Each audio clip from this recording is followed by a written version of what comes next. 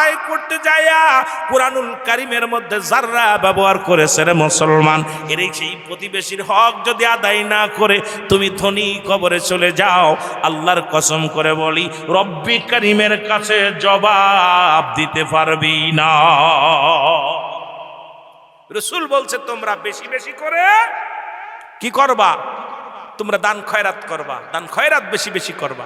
কোন আমাদের দেশে আর একটা ভুল করি আমরা, সেটা দেখি কেউ যদি দাওয়াত দেয়, আমরা ছোটবেলা দেখছি মুরব্বীরা পকেটে করে একটা খেজুর নিয়ে গেছে, চাউল নিয়ে যে খায়, পানি খায়, কয় রোজা কারুত দেব না, রোজা কারুত দিব না। খোদার কসম, আপনি যে ব্যক্তি আপনাকে ইফতার করাইলো তৃপ্তি সহকারে, যা পারলো ভালো মন্দ ভালো করে খাওয়াইলো, এই ব্যক্তির আমলনামা থেকে আমি আমার ভাইরে খাওয়ালাম, আমার আমলনামা থেকে একটা নেকিও আল্লাহ নিবে না। আমার যে আমলনামা, আমার যে নেকি হয়েছিল এই সম পরিমাণ সব আমার ভাইয়ের আমলনামা আল্লাহ লিখে দিবে। সুবহানাল্লাহ বলেন না? কিন্তু আমার থেকে একটা নেকিও নেবে না। কিন্তু আমার দেশে অনেকে ভয় পায়, দাওয়াত দিলে চিন্তা সারাদিন রোজা রাখলাম, এখন রোজাটা ওকে দিয়ে দিব। আহা, কত এরকম বোকামি! এই বোকামি করবেন না, খবরদার। কারণ এই বোকামি করা যাবে না। আপনি তারা তৃপ্তি সহকারে খাওয়াবেন, তৃপ্তি সহকারে খাওয়াবেন। আপনারা আব্দুল্লাহ ইবনে মুবারক, যার নাম আপনারা শুনছেন, আব্দুল্লাহ ইবনে মুবারক রাসূলের একদম প্রত্যেক বছর মদিনা শরীফ জিয়ারত করত, প্রতি বছর রওজা পাক জিয়ারত করত। খুব খেয়াল করবেন। ছেড়ে দিব, ছেড়ে দিব। 12টা পর্যন্ত, 12টা পার হয়ে গেছে। আপনাদের কষ্ট হচ্ছে না? ভালো লাগছে, যদিও তাবারক নাই, তবে আমি কষ্ট পাইছি। ইবনুল ভাই, তাবারকের ব্যবস্থা আপনারা করতে পারেন, এর দুঃখ আমি। আমার কথা হলো অনেকেই দিন মজুরি মানুষ ভাই, কষ্ট যদিও হয় সবাই তো একরকম হবে না। যারা কর্ম করে তারা কষ্ট পাবে, আপনাদেরকে কষ্ট দিবে তারা। কেউ চুরি করবে, কেউ দুর্নাম দেবে, চোরের দৌফাদি দেবে, কতজন কত কথা বলবে। তাকাবেন না দিকতে। ভালো কাজে যত যাবেন তত আঘা বাধা আসবে, তত আপনাদের সমালোচনা করবে। কিন্তু এমনও মানুষ আছে দেখা যায় মাসে এক টুকরা গোস্ত কেনার ক্ষমতা নাই। এমনও মানুষ আছে এই মানুষটা দুপুরে খাইছে, রাত্রে এখনো খানা ওঠে নাই। কারণ সবাই কর্মজীবী মানুষ, যদিও ঘর গোলা ভরা ধান আছে, কৃষক মানুষ। দেখা যায় বিবি বাচ্চা কাচ্চা সামলাতে যে রান্না করতে দেরি হয়ে গেছে, স্বামী চিন্তা করছে বিবি ভাত তো হয়নি, যাই ওয়াজ শুনে আসি। দেখা যায় ওয়াজ শুনতে এসে পেটে ক্ষুধা লাগতেছে, কষ্ট হচ্ছে, যার সময় এক লোকমা খাবার পৃথিবীতে কেউ কারো খাওয়াতে পারে না, এক আল্লাহ খাওয়ায়। সমস্ত টন টন খাবার আল্লাহ খাওয়ায় মানুষ বান্দারে, কিন্তু এই বান্দারে এই প্রাণীকে আল্লাহ খাওয়ায়। পৃথিবী রিজিকের মালিক আল্লাহ। সুতরাং আপনারা সবাই মিলে যদি কাজটা করতেন সৌন্দর্য হতো। যদিও করেন নাই, তবুও আপনারা হাজিরায় কম দেন নাই। যদিও 2-4 জন উঠে যাচ্ছে, বুঝতে পারছি উন্ডা আমার ভালোবাসতে পারে নাই। আর ভালোবাসলেও চিন্তা করছে রুহুল আমিন সিদ্দিকী কি আর কইতো, এখন আমরা চলে যাই। অনেকেই চলে গেছেন, কারণ মাঠটার মধ্যে থাকলে মজা লাগতো। দূরের মানুষ দাওয়াত করে আনছেন, আমিও আপনাদেরকে প্রাণের স্মৃতি বেশি ভালোবাসি। আপনাদের সাথে কেন যেন আত্মার সঙ্গে একটা টান এসে গেছে, এত ভালোবাসা। এই যে আমার আসতেছিল, এত কষ্ট করে আসছি, আমার কষ্টই মনে হয় নাই যে আমি আইসা আমার প্রাণের মানুষগুলো পাইছি। এই মানুষগুলো, ভালোবাসার মানুষগুলো যখন পাইছি, প্রাণটা জুড়িয়ে গেছে, প্রাণটা ভরে গেছে এই মানুষদের মধ্যে আসা পর। কিন্তু আপনারা ফাঁকি দিয়ে 2-4 জন চলে গেছেন। জান আলহামদুলিল্লাহ, দয়া করুক আপনাদের। আগামীকাল যদি এই মাহফিলটা না পান, এই দিকটাকে বললাম আল্লামা কুতুবী রাহমাতুল্লাহ বয়ান করে, বান্দা যখন জাহান্নামের ভয়ে, কবরের ভয়ে খাস তওবা করে আল্লাহ বলে শেষ মোনাজাত, আখির মোনাজাত আল্লাহ বলে ডাক দেয়, আল্লাহ তার জিন্দেগি সব গুনাহ মাফ করে দেয়। সুবহানাল্লাহ বলেন না? আর একটু জোরে বলেন না সুবহানাল্লাহ। যেটা বলতেছিলাম, আল্লামা মুবারক, আব্দুল্লাহ ইবনে মুবারক প্রতি বছর রাসূলুল্লাহর রওজা জিয়ারত করে। এই বছর যখন যাচ্ছে, ছেলে ডাক দিয়ে বলে আব্বু। কি বাবা? বলতে খুব খেয়াল করবেন, প্রতিবেশীর হকের কথা বলতে যায়, হঠাৎ করে কথাটা মনে পড়ে গেল। যদিও আমি ফজিলাত, 20টা ফজিলাতের কথা আলোচনা করছি, গুরুত্বপূর্ণ আলোচনাগুলো যেগুলো খেয়াল করতে হবে। রোজা রেখে কি কি করণীয়, কি কি বর্জনীয়। আপনার রোজা রাখা অবস্থায় সবচেয়ে করণীয় হলো, রাসূল বলছে তুমি রোজা রাখা অবস্থায় ঝগড়াঝাটি করবা না, ফায়সা কথাবার্তা বলবা না। যদি কোনো ব্যক্তি বলে তোমার সাথে জঞ্জাল করতে চায়, তুমি তাকে বলবা আমি রোজাদার, এটা শুধু বলবা। রোজা রেখে কখনো মিথ্যা বলবা না, মিথ্যা তো বলাই যাবে না। সবচেয়ে বড় গুরুত্ব আর একটা, রোজা রাখা অবস্থায় যদি আপনি মিথ্যা বলেন, আপনার রোজা ফেটে যাবে, রোজা নষ্ট হয়ে যাবে। রোজা রেখে মিথ্যা কথা বলা যাবে না, রোজা রেখে ফায়সা কথা বলা যাবে না। এগুলো সবই ফজিলাতের মধ্যে পড়ছে। মোট 20টা ফজিলাত, এটা নিয়ে আমার ওয়াজ আছে, দেখবেন ইউটিউবিতে ফজিলাত নিয়ে, রোজার ফজিলাত, রোজার বর্ণনা, বর্জনীয়, করণীয়, এই বিষয় নিয়ে অনেক বিস্তারিত আলোচনা আছে। এগুলো তো প্রত্যেক দিন করাও যায় না। যদিও আজকে একটু সুযোগ পাইলাম, দেখছেন কতদিক ওয়াজ যে কতদিক ঘুরাইছি। একটা দিকে গেলে অনেক আলোচনা করতে পারতাম, কিন্তু সব দিকে একটু টাচ দিছি। একটা কারণ হলো যে পল্লীতে সব রকম মানুষ আছে, পিতামাতার নাফরমানি সন্তান আছে, সুদ ঘুষে আছে, অসংখ্য মানুষ আছে ভুলের মধ্যে।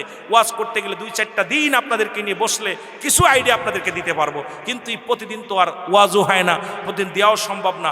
আমরা যারা বসেছি, আব্দুল্লাহ ইবনে মুবারক ছেলে ডাক দিয়ে বলছে আব্বা। কি বাবা? কয় বাবা গো, আমার যে গোস্ত পরানে চাচ্ছে। কি পরানে চাচ্ছে? গোস্ত পরানে চাচ্ছে। বলে বাবা কি হয়েছে? কয় বাবা, আমি মক্তবে পড়তেছিলাম, আসার সময় দেখি ওই বাড়িতে গোস্ত পাকাচ্ছে, ঘিরান, এত সুন্দর ঘিরান আসছে, আমি বাড়িতে যে চাইলাম, আমার দেয় নাই। কয় বাবা ওরা কি মুসলমান? কয় হ। তা দেইনি কেন? দাঁড়াও আমি দেখে আসি। উনি চলে গেছে, যায় সালাম দা, আসসালামু আলাইকুম ইয়া হালাল বাইত। ওয়ালাইকুম আসসালাম। কে? আমি আব্দুল্লাহ মুবারক। কয় মুবারক তুমি আমার বাড়ি আইছো? গরিবের বাড়ি, হাতির পাড়া, আপনি আইছেন, বসেন। বলে হ্যাঁ ভাই মুবারক। ডাকতে বলে ভাই তুমি কি মুসলমান? বলে জি। তুমি কোরআন পড়তে পারো? বলে জি। তুমি কোরআনের ভিতরে যারা ব্যবহার করছে কোরআন তুমি কি দেখছো নি? বলে দেখছি। বলে তোমার বাড়িতে কি গরুর গোস্ত আনছে? বলে হ্যাঁ। গরুর গোস্ত পাকাইছেন? বলে হ্যাঁ। আমার ছেলে আইছিল নি? বলে জি। আমার ছেলে কি গোস্ত চাইছিল? বলে জি। কেন দেন নাই? কয় না দেই নাই। কেন দিলেন না? আপনি কি কোরআন পড়েন নাই? কারণ আপনি যদি না দিবেন তাহলে কেন আপনি ঘিরানটা নাকে লাগাইলেন, প্রতিবেশীর হক নষ্ট করলেন? এত সহজ না বাবা। আপনি রমজান মাসে যায় ব্যাগ ভরে সদাই করলেন, মাছ গোস্ত কেনেন, আর ভ্যান চালক তাকায় তাকায় দেখের কল্লা তুমি আমার গরিব বানাইছো, দেখা ছাড়া করণীয় আর কিছু নাই।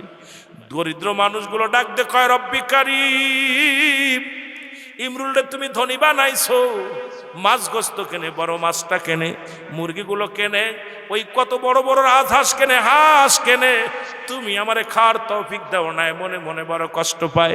এই রসুল বলছে তোমরা যখন রান্না করবা এমন কিছু গোপনে রান্না করবা যখন যেন মানুষের নাকে না যায় লাগে। বাজার যখন করবা গোপনীয় কায়দায় করবা, গরিবের নজরে যেন লাগে না। যদি গরিব মানুষ দেখতে পারে, যদি কষ্ট পায়, আমি আল্লাহ বড় কষ্ট পাই। এই জন্য বাজার করতে যা যখনই তুমি কেনাকাটা করবা গোপনে কিনে সঙ্গে সঙ্গে ঢুকায় রাখবা। আর যদি গোপন না করতে পারো ওই প্রতিবেশীরে দিবা, তারও তো পরাণে চাইতে পারে। কিন্তু আমার দেশের ধনীরা বাজারে যায় এমনভাবে কেনাকাটা করে, গরিব শুধু তাকায় দেখায়, চোখের পানি ছেড়ে কান্দার। বল আল্লাহ তুমি আমারে গরিব বানাইছো, তুমি আমার ভ্যান চালক বানাইছো, তুমি আমার রিক্সা চালক বানাইছো, তুমি আমার দিন মজুরি বানাইছো। আমি ওই বাজারগুলো করতে পারি না, সুস্বাদু ফল কিনতে পারি না। ও মুসলমান, ওই যখন আফসোস করে আল্লাহ বলে ডাক দিবে, ও ধনী, কিয়ামতের ময়দানে তোমার জবাব দেওয়ার মতো কোনো মুখ থাকবে না। তুমি দিতে পারো নাই, তুমি দান করতে পারো নাই, গোপনে করো। রান্না করেছো ঢেকে রান্না করো যেন প্রতিবেশীর নাকে যে না লাগে। তুমি মুরগি জবাই করে রান্না করো, ঘিরানটা প্রতিবেশীর নাকে যে লাগে। প্রতিবেশীর ছেলে ডাক দিয়ে কয় মা গোস্তের ঘিরান আসে রে মা। মা বলে বাবা ওই বাড়ির বার পাকাইতেছে। কয় মা রে কতদিন যে গোস্ত দেখি না। এই রসুল বলছে এই জন্য তোমরা ঢেকে রান্না করবা, এমন কায়দায় রান্না করবা এই রান্নার ঘিরানটা যেন প্রতিবেশীর নাকে যে না লাগে। আর নাকে যে যদি লাগে অবশ্যই তাকে না দিয়ে খাবে না, ওই প্রতিবেশীর হক আদায় করবা আগে। এই প্রতিবেশীর হকের ওয়াজ যদি করি আমার দেশে অসংখ্য অসংখ্য মানুষ ধরা পড়ে যাবে, আল্লাহর দরবারে জবাব দিতে পারবে না। জোরে বলেন ঠিক কিনা? এত সহজ না, ইসলাম এত সহজ না। ইসলাম মামা বাড়ির মুয়া না যে খালি খাইলাম আর দাস গেলাম আর খাইলাম। ইসলাম মানা বড় কঠিন।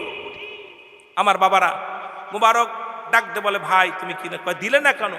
বলে ডাক দে বলে মুবারক আজ 5টা দিন হয়ে গেল আমার ঘরে কোনো চাউল নাই, আমার ঘরে কোনো ডাউল নাই। আমার ছোট ছোট মাসুম বাচ্চাগুলো কান্দে, চোখের পানিগুলো ফেলা কান্দে। ছেলে ডাকতে বলে আব্বু,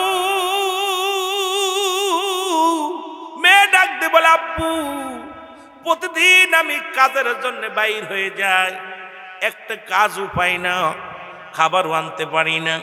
আজকে যাবার সময় আমার ছোট ছেলেটা ডাকতে বলে আব্বু আজকে যদি খাবার না আনতে পারো নির্ঘাত আমরা মারা যাব, আর সহ্য করতে পারি না রে আব্বু, আমাদের জন্য একটু খাবারের ব্যবস্থা করবা। আমি চলে গেলাম কাজের সন্ধানে, কোনো মানুষ আমারে কাজ দিল না। সৈন্য ব্যাগ নিয়ে বাড়ির দিকে যখন রওনা দিলাম আমার সন্তানের কান্না, আমার হৃদয়ের ভিতর বারবারে লাগতেছিল।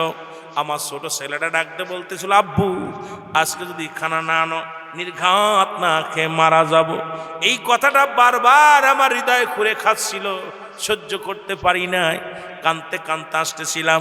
আল্লাহ আজকে যে আমার ছেলেগুলো যদি যে খাবার না দিতে পারি, আমার সন্তানেরা কি বাঁচবে কি মরবে জানি না। এই চিন্তা করতে করতে আসতেছিলাম, হঠাৎ দেখি একটা গরু মরে গেছে। এই মরা গরুর গোস্তগুলো শিয়াল কুকুরে ভাগ করে খায়। এদেরকে তাড়াইয়া আমি উরত থেকে কিছু গোস্ত কেটে বাড়িয়ে নেই, মরা গরুর গোস্ত আমার সন্তানদের রান্না করে দিছি। এই কারণে আপনি ধনী মানুষ, আপনার ছেলে আইছিল খাবারের জন্যে, আমি তারে দেই নাই, কারণ আমার সন্তান তো এখন জান বাঁচানো ফরজ। এই জন্য আমি মরা গরুর গোস্ত কেটে এনে আমার সন্তানদের খাওয়াইতেছি। আপনি ধনী মানুষ, এই জন্য আপনার সন্তানের দিই নাই। এর জন্য যদি অপরাধ হয় আমারে ক্ষমা করবেন। আব্দুল্লাহ ইবনে বারুক ডাকতে বলে, ভাই ও ভাই দাঁড়াও, আমি বড় অপরাধী, প্রতি বছর মদিনায় যাই।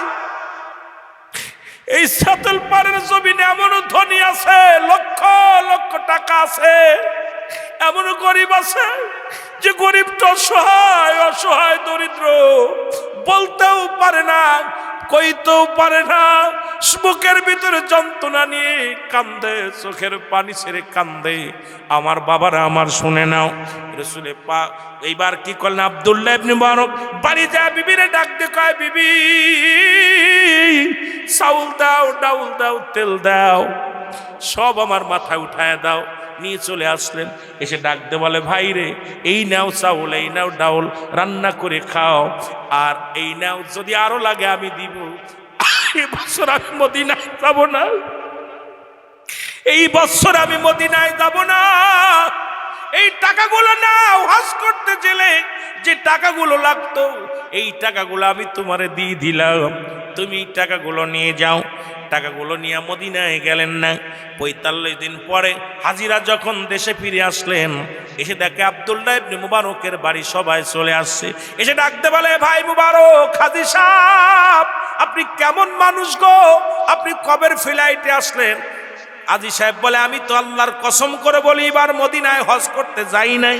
বলে, আপনি মিথ্যা বলেন কেন? একসাথে এক তাঁবুর মধ্যে ঘুমাইলাম, এক তাঁবুর মধ্যে খাইলাম, একসাথে তপ করলাম, আপনি কবের ফ্লাইটে আসছেন? বসেন, আপনি বলেন, আপনি আমাদের সঙ্গে ফাজলামি করেন না।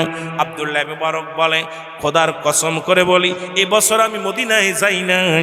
বলে, মিথ্যা বলেন কেন হাজী সাহেব? একসাথে তপ করলাম, একসাথে নামাজ পড়লাম, একসাথে ঘুমাইলাম, আপনি বলেন জান্নাত। মুসলমান এলহামের মাধ্যমে খবর আসে, মোবারক রে তুমি কি জানো না এই বছর তোমার দানটারে আমি এমন ভাবে কবুল করেছি আমি আল্লাহ। এই বছর মক্কা মদিনায় যত হাজি গেছে তোমার দানের ওসিলায় আমি আল্লাহ সমস্ত হাজিদের হজ আমি আল্লাহ কবুল করে নিছি। জোরে বলা যাবে না সুবহানাল্লাহ? এ মুবারক, আর তোমারে বানাইয়া তোমারে সাজাইয়া গোটা মক্কা মদিনা ঘুরাইছি, তোমার মহল্লা থেকে যারা গেছে তাদের তাবুর মধ্যে তোমারে সাজাইয়া দেখাইছি, তাদের সামনে তোমারে খানা খাওয়াইছি, তাদের সঙ্গে তোমারে তপ করাইছি।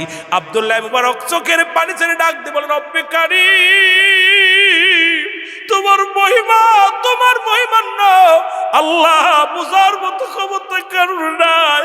রব্বে কারীম তুমি আমার মাফ করে দিও, আমি আরো আগে কেন আমার প্রতিবেশীর হকটা আদায় করতে পারি না? আজকে আমার দেশের অনেক হাজিরা হজের মৌসুম হলে মদিনায় বছর মায়ের রমাদান মাস আসলে হাজিরা মদিনায় চলে যায়। তারা কি করে? মদিনায় যে ইফতার করে, মদিনায় যে রোজা রাখে অনেক সবের আশায়, অথচ প্রতিবেশী না খেয়ে আছে, প্রতিবেশী ভিখারি, প্রতিবেশীর গায়ে কাপড় নাই, প্রতিবেশীর পণ্যে কাপড় নাই, প্রতিবেশীর পেটে খাবার নাই, প্রতিবেশীর ঘরে খাবার নাই, প্রতিবেশীর ঘরে চাউল নাই, ডাউল নাই। হাজী সাহেব মদিনায় যে বড় নেকি খুঁজতে চাও, খোদার কসম করে বলি তুমি প্রতিবেশীর হক না আদায় করে মদিনায় গেলা, কিন্তু এই প্রতিবেশীর কাছে জবাব দেবে কি কিয়ামতের ময়দানে? জবাব দিতে পারবে না। জোরে জোরে চিল্লা বলা যাবে না আল্লাহু আকবার। এই জন্যে প্রতিবেশীর হক এই যারা ব্যবহার করছে এগুলো আদায় করতে হবে। আল্লাহ আমাদের বুঝার তৌফিক দান করুক, সকল বলুন আমিন। আমরা নবীজিকে একটু সালাম জানাই, নবী সালাম বল।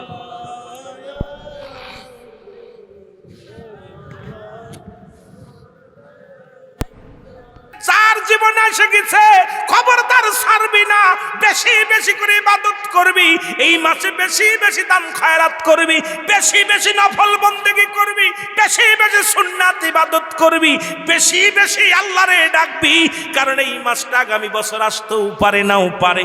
এই পাঁচটা হলো মোট গুরুত্ব দিয়েছে মুসলমান নবীজি। এই পাঁচটার মধ্যে শেষটার কথা শোনো, এই শেষটা হলো মোট 20টা ফজিলাত রয়েছে রে যুবক আমার বাবারা, আমার বিস্তারিত আলোচনা শুনে নাও।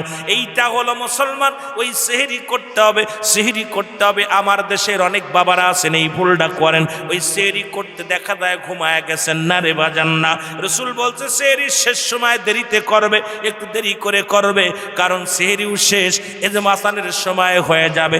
নামাজ জামাতে পড়বে পুরুষ, একাকার করে মহিলারা নামাজ পড়বে, নামাজটা পড়ে ঘুমায়া যাবে। ও মুসলমান শুনে নাও, এর একটা ভুল করি আমাদের দেশে অনেক বাবারা আমার, দেখা যায় এই সেহরিটা যদি কোনো ব্যক্তি না করতে পারে, রোজাও রাখে না। সেহরি করা হলো সুন্নাত আর রোজা রাখা হলো ফরজ, সেহরির সঙ্গে রোজার কোনো সম্পর্ক নাই। যদি সেহরি করেন, যদিও একটা খুরমা খাইতে পারেন, একটা খেজুর খাইতে পারেন, একটু পানি খাইতে পারেন, সুন্নাত আদায় হয়ে যাবে, উত্তম নেকি পেয়ে যাবেন। কিন্তু রোজা হলো আপনার ফরজ, এই ফরজ রোজা ভাঙ্গা যাবে না, ফরজ রোজা আদায় করতে হবে। অনেকেই সেহরি খাইতে পারেন, ওদিন রোজায় রাখে না, জোরে বলেন ঠিক কি না? এটা পল্লীর মধ্যে বেশি ভুল হয়, এইটা নিয়ে বেশি গুরুত্ব দরকার আলোচনা, যেগুলো একান্ত প্রয়োজন, একান্ত জরুরাত, যে মাসলা মাসাইল দিয়ে আলোচনাগুলো প্রয়োজন। আমার বাবারা আমার শুনে নাও, এইটা ভুল করা যাবে না। আমার বাবারা আমার শুনে নাও, আরেকটা এইরকম ফজিলাতগুলো শুনে নাও, বর্ণনা করে শুনে নাও। আরেকটা হলো তারাবির নামাজ, এটাও কিন্তু সুন্নাত, কিন্তু অনেকেই দেখা যায় তারাবির নামাজ যদি না পড়তে পারে রোজা রাখে না। আইরে কপাল পুরা, তারাবির নামাজের সঙ্গে রসুল দিনের বেলা রোজা রাখতেন, রাত ভরে ইবাদত করতেন, নামাজ পড়তেন। এই 20 রাকাত তারাবির নামাজ, এটা পড়া আপনার জন্য সুন্নাত, এটা সুন্দরভাবে আদায় করবেন। এটা আমার রসুল আদায় করেছে, আপনারাও আদায় করবেন, সাহাবীরা আদায় করেছে, আপনারা আদায় করবেন। সুতরাং যদি কোনো ব্যক্তি বিশেষ কোনো কারণে তারাবি পড়তে পারেন না, কিন্তু রোজা ভাঙবেন না, অনেকেই ভুলটা করে, তারাবি পড়তে না পারলে ওই দিন রোজায় রাখে না, জোরে বলেন ঠিক কি না? আছে না বাবা? কথা কয় না কেন? আছে না? এ যুবক, ফজিলাত হলো, শুনে নাও। এই রোজা রাখা অবস্থায় রাসূল বলতে শোনো শোনো, আর একটা ফজিলাত হলো মিসাক করতে হবে। আমার দেশে অনেকে ভাইয়েরা মিসাক করে না, গালে এত দুর্গন্ধ হয়, ইমামের পিছে দাঁড়াইলে সুবহান রাব্বিল আলা, সুবহান রাব্বিল আযিম, এইটা যখন শব্দ বাইর হয়, গাল দিয়ে এমন দুর্গন্ধ হয়, পাশে আর কেউ নামাজি পড়তে পারে না। রাসূল বলছে এই 5 ওয়াক্ত নামাজের সময় কি করবা? তোমরা মিসাক করবা, এটা করা সুন্নাত। আবার অনেকে রোজা রেখে, অনেক মৌলবীরা ফতোয়া দেয়, অনেক মুরব্বীরা কয় খবরদার মিসাক করিস না, রোজা ভেঙে যাবে। না না না না, প্রয়োজন হলে 2টা ডলা দিয়ে রেখে দিবেন। এটা দ্বারা আমার রাসূল বলছে তোমরা এই 5 ওয়াক্ত নামাজের সময় যখন রোজা থাকা অবস্থার একটা জরুরাত মাসলা হলো, আপনি মিসাক করবেন, তবে গুল নেবেন না, তবে বিরাস লাগাবেন না, পেশ লাগাবেন না, যেটা দ্বারা রোজার ক্ষতি হয় মুসলমান এগুলো ব্যবহার করবেন না। জয়তুনের তেল, ডাল বা মুসলমান দুর্গন্ধযুক্ত নয়, মুক্ত, যেটা দুর্গন্ধ নয় এমন কোন ডাল যদি ব্যবহার করে আপনি দাঁতে ঘষা দেন, এটা জরুরাত অবশ্যই করবেন। জোরে জোরে চিল্লায় বলো মারহাবা, আর একটু জোরে জোরে চিল্লায় বলো মারহাবা। এ মুসলমান, ফজিলত হলো, আমার নবী বলছে মায়ের রমাদান মাসে সবচেয়ে গুরুত্ব হলো এই মাসে বেশি বেশি করে ইবাদত করতে হবে। অন্য মাসে যদি একটা করো, সেইটা একটার মধ্যে একটা সব, আর এটা 70 গুণ বাড়িয়ে দেওয়া হবে, 700 গুণ বাড়িয়ে দেওয়া হবে। এই মাসটা বেশি বেশি ইবাদত বন্দেগী করতে হবে। সবচেয়ে গুরুত্বপূর্ণ ফজিলাত হলো মাহে রমাদান মাসের শেষ 10 দিন আমার নবীজি নিজে ইতিকাফে থাকছে, সাহাবীরা থাকছে, আপনারা বাড়িতেও ইতিকাফে থাকবেন, মসজিদেও থাকবেন। তবে ইতিকাফের শর্ত ভালো করে জেনে নেন। ইতিকাফে বসা অবস্থায় অবস্থায় যদি কোনো ব্যক্তি মহল্লায় মারা যায়, ওই ব্যক্তির জানাজায় যদি এতেকাব ব্যক্তি আসে, সঙ্গে সঙ্গে তার এতেকাব ভেঙে যাবে। কিন্তু আমার দেশে যে সমস্ত ডিজিটাল এতেকাবে বসে, বইয়া বইয়া মোবাইল টেপে বল লগে কথা কয়, বিবির লগে কথা কয়, বাড়ির লগে কথা কয়, ছেলের লগে কথা কয়। এই কপাল পোড়া, তোর এতেকাবে বসতে কইছে কিনা? এতেকাবে বসা অবস্থায় যদি কোনো ব্যক্তি মহল্লায় মৃত্যুবরণ করে, তার জানাজায় যাওয়ার সঙ্গে সঙ্গে মসজিদ ছেড়ে সে জানাজায় শরীক হয়েছে, সঙ্গে সঙ্গে এতেকাব ভেঙে যাবে। কিন্তু আমার দেশে দেখি এতেকাবে বইয়া কিছু পারুক আর না পারুক ও গল্প করে, ও বয়া বয়া বয়া এমন ভাবে আবদ্ধ থাকে। এতেকাব শব্দের অর্থ আবদ্ধ থাকা, মরে যাওয়া, মৌ একদম নিজেকে নিজে বিলিয়ে দেওয়া। কিন্তু এতেকাবে বসা অবস্থায় ও গল্প গুজব করতেছে, ও গান গাচ্ছে, ওর মতো চলতেছে। এরপরে ডিজিটাল এতেকাব, কথা বুঝেন?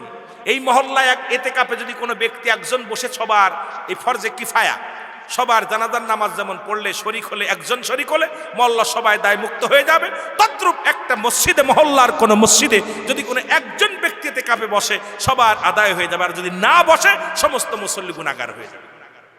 কথা বুঝেননি? কিন্তু আমার দেশে যা এতেকাবে বসে দেখি, ওই বৈশা দেখি যে বসে বসে মোবাইল টিপতেছে, এরপরে গল্প করে, বয়া বয়া টুকটুক করে গল্প করে, ওরে ঘাট ধরে বেড়ে দিবেন মসজিদ থেকে, দরকার নেই তোর এতেকাব, বেরো। এ মুসলমান শুনে নাও, রাসূল বলছে সবচেয়ে গুরুত্ব হলো, ফজিলাত হলো শেষের 10টা দিন এতেকাফে থাকা, বদ্ধ থাকা। তারপরে গুরুত্ব হলো মুসলমান সবচেয়ে জরুরাত মাসলা হলো, শুনে নেন, রাসূল বলেছেন এই শেষের 10টা দিন বেজররাত দেখে দেখে ইবাদত করা।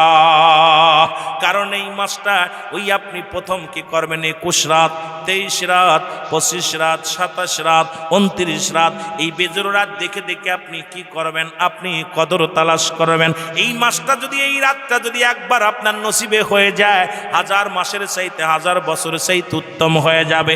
এই লাইলাতুল কদর যদি কারোর জীবনে এসে যায়, রে মুসলমান শুনে নেন, এই রাসূল বলছে তোমরা কদর খোঁজো, এই শেষ 10টা দিন বেশি বেশি করে ইবাদত বন্দেগী করো, এবং এই বেজর রাতগুলো খুঁজে খুঁজে আমল করো। ও মুসলমান শুনে নাও, শোনো, ফজিলাত হলো, আমার নবীজি বলছে এই 10টা দিন বেশি বেশি করে নফল নামাজ পড়বে, বেশি বেশি করে কোরআন তেলাওয়াত করবে, নিজে কোরআন পড়বে, অন্যকে পড়ার সহযোগিতা করবে, কোরআনের পাখিদেরকে ভালোবাসবে। কিন্তু মুসলমান শুনে নাও, এই 10টা দিন কিন্তু আমরা বেচা কিনা নিয়ে ব্যস্ত থাকি, বাজার ঘাট নিয়ে ব্যস্ত থাকি। রাসূল কিন্তু থাকেন নাই, সাহাবীরা থাকেন নাই। এই 10টা দিন বেশি বেশি চোখের পানি ছেড়ে আল্লাহুম্মা জিন্নি মিনান নার, আল্লাহুম্মা জিন্নি মিনান নার, জাহান্নাম থেকে মুক্তি চাবেন, জাহান্নাম থেকে মুক্তি চাবেন।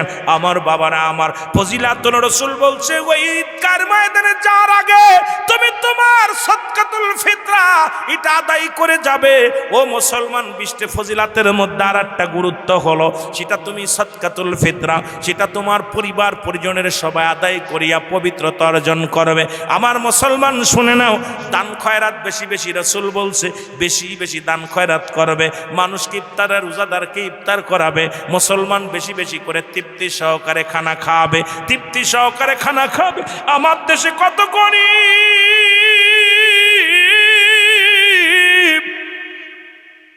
একটা খেজুর খাইতে পারে না, একটা কমলা খাইতে পারে না রে। আমার দেশের কত গরিব, একটু পানি খায়া রোজা ভাঙ্গে, একটু মুসলমান চাউল গালে দেয়া রোজা ভাঙ্গে। কত ধনী, লক্ষ লক্ষ টাকা খরচ করে, কত ধনী, কত রং বেরঙের খাবার নিয়ে খায় রে। ও ধনী ভাইয়েরা শুনে নাও, এরে আল্লাহর বাপ সুখী হয়, কোন কাজ করলে তোমার মা সুখী হয়, সেই সুখে শান্তিতে রাখতে হবে রে মুসলমান। 4 নাম্বার হলো তাদের কথা মেনে চলতে হবে, তাদের কথার বাইরে চলা যাবে না। বাবা মা যখন যে হুকুম দিবে, একমাত্র জিনা ব্যতীত, যদি জিনা করতে বলে এইটা করা যাবে না। ও যুবক, আবার আজকে দেখলাম, বড় কষ্ট পাইলাম, আমার দেশের ফেনীর মধ্যে এক মহিলা, তার স্বামী বারণ করছে তুমি খবরদার তুমি ভোট দিতে যেও না। উনি মহিলা গাদ্দাবি করে ভোট দিতে গেছে। এই মহিলা তো নিজের স্বামীর ওয়াদা বন্য করেছে, নিজেই পাপী হয়ে গেছে, জাহান্নামী। এখন সরকারি আইন কি হলো জানার বিষয় না, স্বামীর হুকুম একমাত্র অমান্য করা যাবে। স্বামী যদি জিনায় লিপ্ত হতে বলে এটা করা যাবে না। মুসলমান বাকিগুলো স্বামী যদি নামাজ পড়তে ডিস্টার্ব করে এটাও যদি না করে গুনাহ হবে না। স্বামীর হুকুম মানে নাই। ওই মহিলা যতই তুমি আজকে বড় মাতবাড়ি করার বুরকা পরো, শুনে নাও শুনে নাও, স্বামীর হুকুম অমান্য করার কারণে তুমি জাহান্নামী। তোমাকে তো তালাক দিয়েছো শরীয়ত মোতাবেক, ঠিক আছে। এখন সরকারি আইন যদি অন্য উল্টা দেয় কিছু তো করার নাই। যদিও বাংলাদেশ এটা মুসলিম রাষ্ট্র, সেই আইনের অনুযায়ী তুমি তালাক হয়ে যাও। স্বামীর কথা মান্য করার সঙ্গে সঙ্গে স্বামী যদি তালাক দিয়ে দেয় এর জন্য কোনো দোষণীয় নাই, দোষণীয় নাই। কারণ তুমি নিজেই পাপিষ্ঠ মহিলা, তুমি স্বামীর কথা মান্য করেছ, তুমি নিজেই গুনাহগার হয়ে গেছো। জোরে জোরে চিল্লায় বলো ঠিক কিনা। কত বড় বিয়াদব! স্বামী বলছে তোমাকে যেতে হবে না, ও বেগানা পুরুষের মধ্যে ড্যাম্মা যা ভোট দিতে গেছে। যদি এই কথাগুলো বলি হয়তো অনেকের গায়ে লাগবে। খোদার কসম, বেগানা পুরুষের চেহারা দেখা হারাম, বেগানা নারীর চেহারা দেখা হারাম। এই ওয়াস্ত বাংলাদেশে করা যাবে না। যাদের সঙ্গে দেখা করা জায়েজ তাদের সঙ্গে বিয়ে করা হারাম, যাদের সঙ্গে দেখা করা জায়েজ তাদের সঙ্গে বিয়ে করা হারাম, হারাম, হারাম। যাদের সঙ্গে দেখা করা হারাম তাদের সঙ্গে বিয়ে করা জায়েজ। আজকে তুমি ভোট কেন্দ্রে গেলা, বেগানা পুরুষ দেখলা, তোমার স্বামী বারণ করছে, ইসলামের বিধান মেনে যদি বারণ করে, তোমার স্বামী ইসলাম সঠিক মানছে, তোমার স্বামী ইসলামের বিধান মানছে, তুমি স্বামীর কথা অমান্য করে, তুমি তোমার স্বামীকে অপেক্ষা না করে, স্বামীর হুকুম অমান্য করে তুমি বাইরে গেছো, তোমার জন্য তালাক তোমার স্বামীর দেওয়া ফরজ হয়ে গেছে। যারা বলেন ঠিক কিনা। এইটা নিয়ে আবার খুব লাফালাফি করতেছে মহিলা।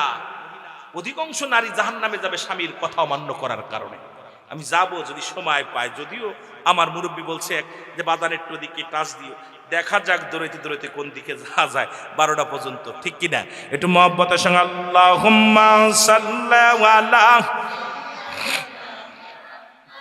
আর নবিয়ানা শাফিয়ানা নবিয়ানা। আদম যখন মাটি পানি মরণ নবীজি খোদা রাসূল। আদম যখন মাটি পানি মরণ নবীজি খোদা রাসূল।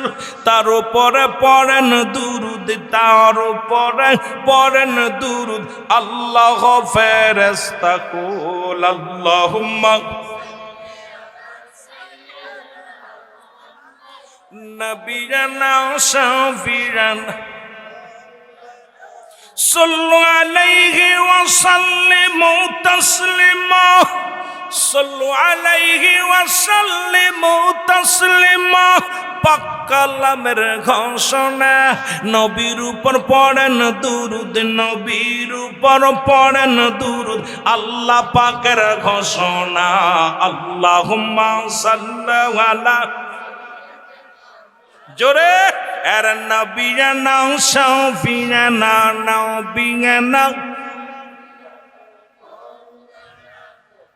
আরো জোরে বলেন আল্লাহুম্মা সাল্লি আলা।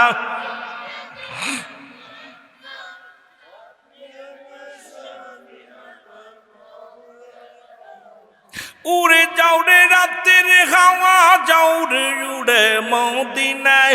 উড়ে যাও রে রাতের হাওয়া, যাও রে উড়ে মদিনায়। এ গোলামের সালাম খানি, এই গোলামের সালাম খানি পৌঁছাই দিও মদিনায়। আল্লাহুম্মা নবিয়ানা শাফিয়ানা নবিয়ানা মাও। এ দুনিয়ার মুসলমান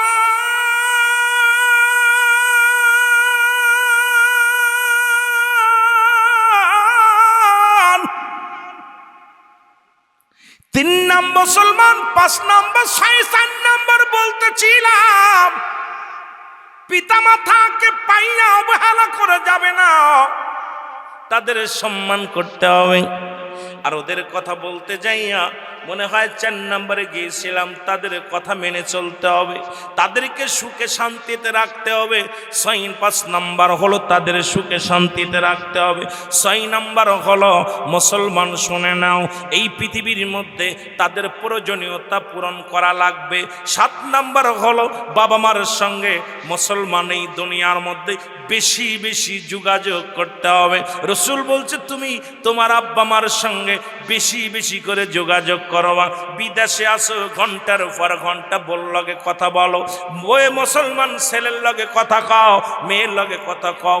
দূর থেকে জনম দুঃখিনী মা সে দেখে আর বলে আল্লাহ কি সন্তান পেটে রাখলাম, একবার মার কথা জিগাই নাও। বাবাকে আল্লাহ কি সন্তান জন্ম দিলাম, বাবার কথা একবারও জিগাই না। ও যুবক, তুমি বাড়িতে বাজারে কি ছাইয়া মাকে পাইলা সালাম দাও, আসসালামু আলাইকুম মা, ও মা, মা গো আমি আইছি, বাড়ি আসছি। তুমি বাজারে থেকে এসে বলো মা বাড়ি আইছি, হাট থেকে বাড়ি এসে বলো মা বাড়ি আইছি। বিদেশ থেকে ফোন দাও, ঢাকায় চাকরি করা এসে আগে মা বাবার খোঁজ নাও। রসুল বলছে তোমাদের আব্বা মার সঙ্গে বেশি বেশি করে যোগাযোগ রাখবা। আরে মুসলমান শুনে নাও, যোগাযোগ করলে কি হবে? তুমি বিদেশ থেকে আইয়া ফোনটা দিছো, আগে ধরছে তোমার বিবি, বিবিকে বলো ও বিবি আগে আমার মাকে দাও, আমার মার সঙ্গে কথা বলে নি। মারকে নিয়ে ফোনটা যখন দিবে, প্রতিবেশীর কাছে যেয়ে বলবে আমি বড় সুখী রে, এমন সন্তান আমি জন্ম দিছি। বিদেশ থেকে আমার কলিজার টুকরা ফোন দেয়, আগে আমার লগে কথা না বলে বল লগে কথা বলে না, আমার লগে কথা না বলে আমার নাতির লগে কথা বলে না, পুতির লগে কথা বলে না। সে তোমার বাবাই বলবে মসজিদ ইমাম সাহেব হুজুর আমার কলিজার টুকরা সন্তান মালয়েশিয়াতে আছে, ফোনটা দিলে আগে চায় আমারে আমার কলিজার টুকরা সন্তানের জন্য দোয়া করবেন। দোয়াকে চেয়ে নেওয়া লাগে রে যুবক, এমন আদায় করে নিতে হবে। এই 7 নাম্বার হলো নবীজি বলছে তোমাদের পিতা মাতা আল্লাহর বিধানগুলো জানিয়ে দিছে, তোমাদের আব্বা মার সঙ্গে যোগাযোগ বেশি বেশি করবা। জোরে জোরে চিল্লায়া বলা যাবে না মারহাবা।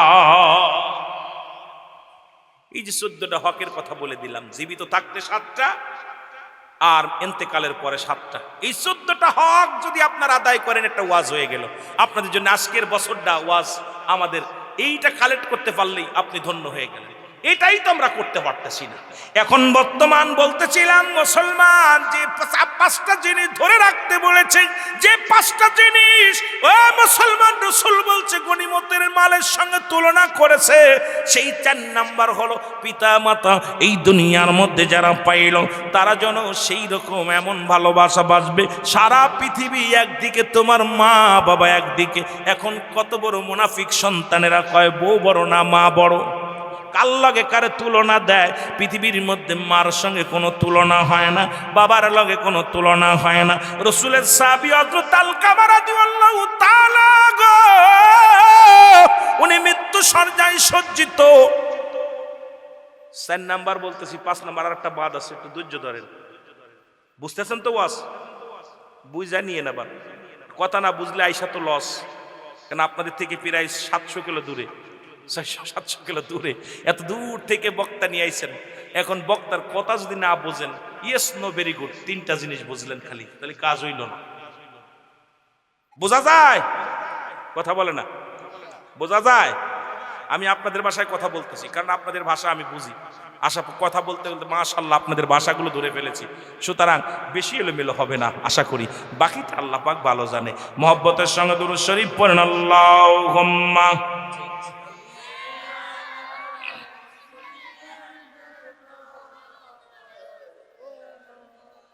আরো জোরে বলেন আলা আলি সাইয়্যিদিনা। হযরত আলকামা রাদিয়াল্লাহু তাআলা মৃত্যু শয্যায় সজ্জিত গো। আলকামার মৃত্যু হয় না। রাসূলের কাছে সাহাবীরা এসে বলে ইয়া রাসূলুল্লাহ, ইয়া হাবিবাল্লাহ, নবী গো, ও দয়াল নবী, আপনার আলকামা মৃত্যু শয্যায় সজ্জিত, কিন্তু মরণও হয় না, কালেমাও পড়তে পারে না নবী গো। আমার নবীজি সাহাবীদেরকে ডাকতে বলে, সাহাবীরা রে তাড়াতাড়ি যাও, আমার আলকামা চারিপাশে দাঁড়ায়া দাঁড়ায়া দোয়া করো, বইয়া বইয়া দোয়া করো, বেশি বেশি কালেমা পাঠ করো, বেশি বেশি দুরূদ শরীফ পাঠ করো। রসুল বলছে মানুষ যখন মৃত্যু সজ্জায় সজ্জিত হয়, এই মানুষটার পাশে দুনিয়াবি কোনো গল্প করবা না, দুনিয়াবি কোনো আলোচনা করবা না, কারণ মৃত্যু সজ্জায় আপনি আর ফিরে আসবে না। 5টা লক্ষণ যখন রে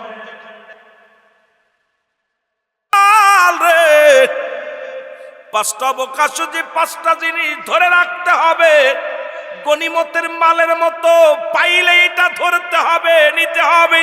আমি আপনাদেরকে যে কথাগুলো বলি, অনেক যুবক বাবারা আছেন, এই জন্য আপনাদের জানাইতে হবে। কারণ গত বছর এসেছিলাম, একটা চুলও পাকে নাই, এবছর অনেকগুলো চুলের মধ্যে পাকন ধরছে, তার মানে আর বুঝতে বাকি নাই আগামী বছর আসতে হয়তো বাঁচবো কি বাঁচবো না জানি না, যে কোনো মুহূর্তে মরণের চিঠি আসতে পারে। জোরে জোরে চিল্লায় বলেন ঠিক কিনা? এ যুবক, 1 নম্বরে হলো তোমার যৌবনকাল। রাসূল বলছে যৌবনকালের ইবাদত। এই 18 বছরের মানুষ যাবে জান্নাতি, 16 বছরের যুবতীরা হবে জান্নাতি। যৌবন বয়সে ইবাদত বন্দেগী করলে সবচাইতে বেশি খুশি হয় আমার আল্লাহ। যৌবন বয়সে একবার আল্লাহ বলবা, এই বুড়া বয়সে 1000 বার বলবা, সেই পরিমাণ ফায়দা লুটতে পারবা না। এই জন্য যৌবন বয়সের গুরুত্ব দিছে আমার আল্লাহ রব্বুল আলামিন। রসুল গুরুত্ব দিছে যৌবন বয়সটাকে। এই বয়সটা পাইয়া যেন অবহেলায় না হারায়। জোরে জোরে চিল্লায়া বলা যাবে না আল্লাহু আকবার। 1 নম্বরে হলো যৌবনকাল।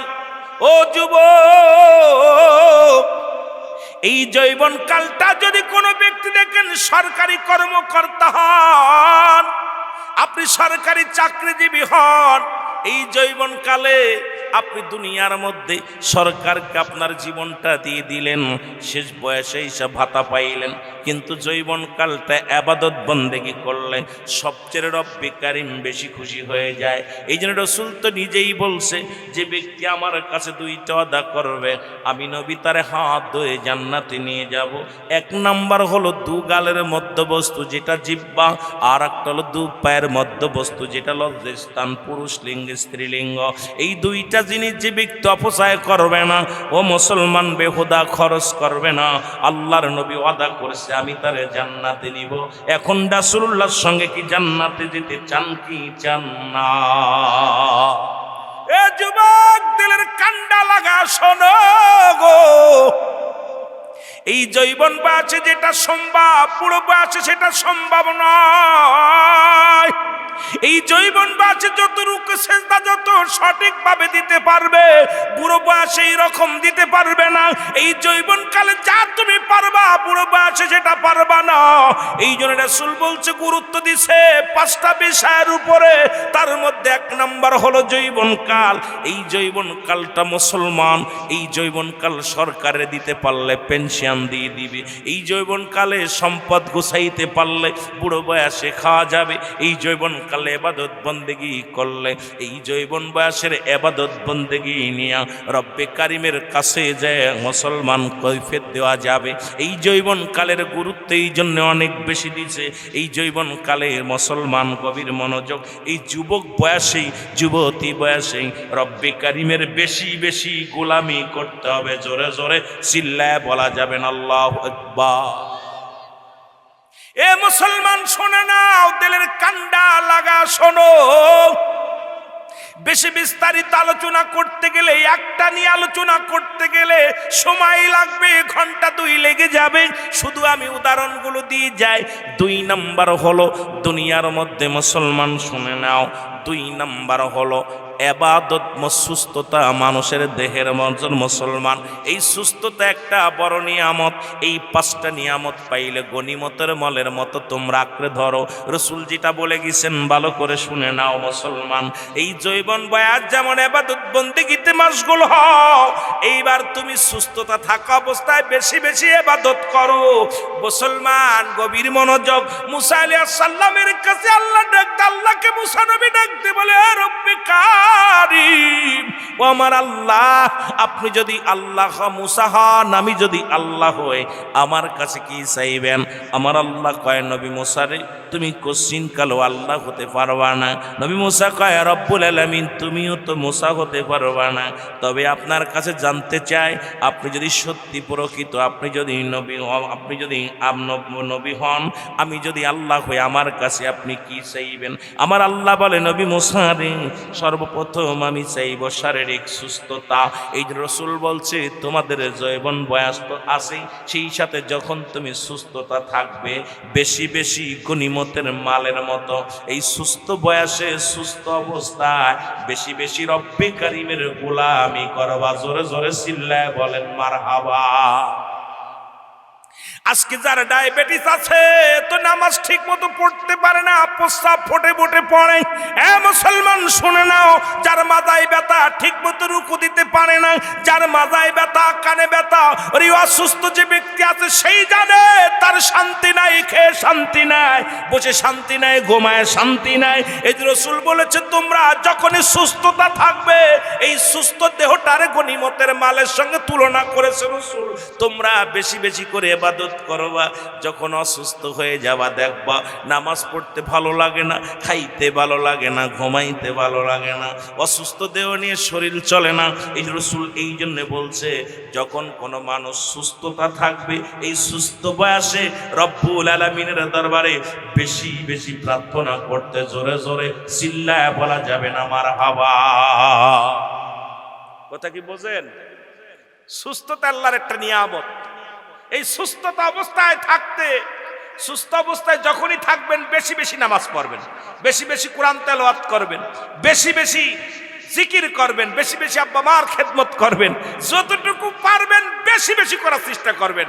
রাসূল গনিমতের মালের সঙ্গে তুলনা করছে যে এই সুস্থতা, মানুষ যখন দেহটা ভালো থাকে, এই মানুষটা যেন এমন ভাবে আল্লাহর মশগুল হয়ে যায়, এমন ভাবে দ্বীনের পথে দায়ী হয়ে যায়, সে যেন দুনিয়ার অন্য কিছু বোঝে না, সে আখিরাতমুখী হয়ে যায়, সে যেন কবরমুখী হয়ে যায়, সে যেন আল্লাহমুখী হয়ে যায়, রাসূলমুখী হয়ে যায়। কিন্তু সুস্থ থাকলে খেলবেন তার জুয়া, আর সুস্থ থাকলে পরের মেয়ের পাশ পাশ করবেন, বুড়া বয়সে আইয়া অসুস্থ হইয়া হাসপাতাল তাইয়া, মাজা চলে না, পেট চলে না, দাঁত নাই, সব নাই, অবসুস্থ হইয়া আল্লাহরে ডাকবেন, কাজে লাগবে না। এই জন্য সুস্থতা বড় একটা নিয়ামত। এই নিয়ামত পাওয়ার পর আপনারা বেশি বেশি ইবাদত বন্দেগী করবেন। রাজি আছেন তো? আরো জোরে বলেন, রাজি আছেন তো? এ যুবক, রাসূল বললেন 3 নাম্বারটা হলো, 3 না 2 নাম্বার চলে গেল, 3 নাম্বার হলো অর্থ সম্পদ, টাকা পয়সা।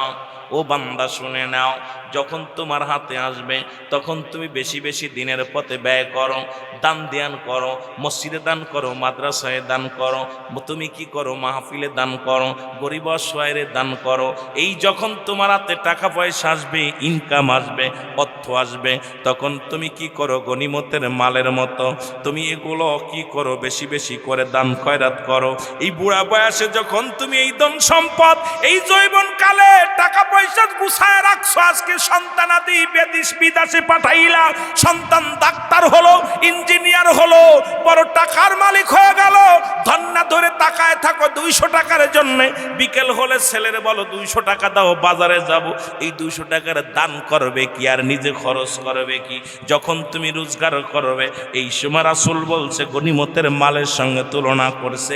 যখন তোমার হাতে সম্পদ আসবে, এটা আল্লাহর রাস্তায় ব্যয় করবা, দান ধ্যান করবা, কারণ ওই সবের উদ্দেশ্যে আখিরাতের মুখী হইয়া। জোরে জোরে চিল্লায়া বলা যাবে না মারহাবা। কথা কি বোঝেন? সম্পদ রেখে দিচ্ছেন, ছেলে বাড়ি, মেয়ে বিয়ে, ছেলে যা সুরা একদম অপচয় করতেছে, ভাঙতেছে। আপনি ভিখারির মতো, আপনার বাড়ি, আপনার ঘর, আপনার জমি সব খাচ্ছে তারা। ভিখারির মতো বাজান, আমারে 200 টাকা দাও না, তোমার বোন বাড়ি যাব, তোমার মামা বাড়ি যাব, 200 টাকা দাও, 500 টাকা দাও, ভিখারির মতো চাইতেছেন। মসজিদে দানের জন্য ইমাম সাহেব বলছে, কে কে কত দিবা? কয় ভাই ছেলের কাছে হাজী সাহেব। হাজী সাহেব মাথা নিচে করে বসে আছে। সারা জীবন কামাইলো হাজী সাহেব, সারা জীবন কামাইলো। এই অর্থ কি করলো? ছেলে হাজী সাহেবের ক্ষমতা নাই, লস, একদম লো হয়ে গেছে। এমন লুস হয়েছে, এখন বয়াত হাজী সাহেব, পাশে তো একজন কাজী সাহেবের কি আর মুরদ আছে, ছেলে মেয়ে? ছেলেদের সাথে যোগাযোগ করে দেখি। ওনার সম্পদ সব বায়ের সম্পদ ছেলের কাছে জিগাইতেছে। ছেলের গুলো বাজান মুসলিম ইমাম সাহেব তো 500 টাকা ধরছে, এই নাও 100 টাকা নাও, দিয়ে দিও। 100 টাকা হাতের মধ্যে নিয়ে না পারছে দিতে, না পারছে বলতে। কারণ এই জন্য রাসূল বলছে তোমাদের অর্থ সবসময় আসবে না, অর্থ সবসময় মানুষের কাছে আসবে না।